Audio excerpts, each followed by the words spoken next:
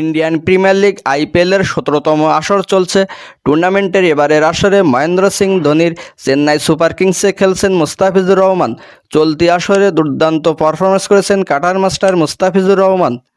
আসরের উদ্বোধনী ম্যাচে ৪ ওভারে ২৯ রান দিয়ে ৪ উইকেট শিকার করে ম্যাচ সেরা হন কাটার মাস্টার। দ্বিতীয় ম্যাচে গুজরাটের বিপক্ষে চেন্নাইয়ের টানা দ্বিতীয় জয়ে ৩০ রানে ২ উইকেট নেন মুস্তাফিজ।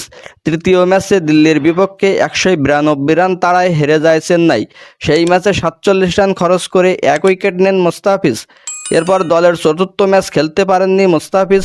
টি-20 বিশ্বকাপের ভিসা প্রসেসিংয়ের জন্য দেশে ফিরে এসে আবার ভারত সফরে যান।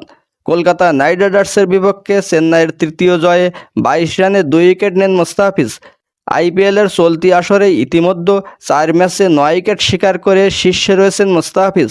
সমান ম্যাচে ৮ উইকেট নিয়ে দ্বিতীয় পজিশনে ভারতীয় স্পিনার যুজবেন্দ্র চাহাল। উইকেট শিকারের এই ধারাবাহিকতা ধরে রাখতে পারলে আইপিএলে নিজেই নিজের রেকর্ড ভাঙতে পারেন মুস্তাফিজ। এর আগে ২০১৬ সালের আইপিএলে সানরাইজার্স হায়দ্রাবাদের হয়ে ১৬ ম্যাচ খেলে ১৭ উইকেট নিয়েছিলেন মুস্তাফিজ। আইপিএলে সব মিলিয়ে ৫২ ম্যাচ খেলে মুস্তাফিজ উইকেট পেয়েছেন ৫৬টি।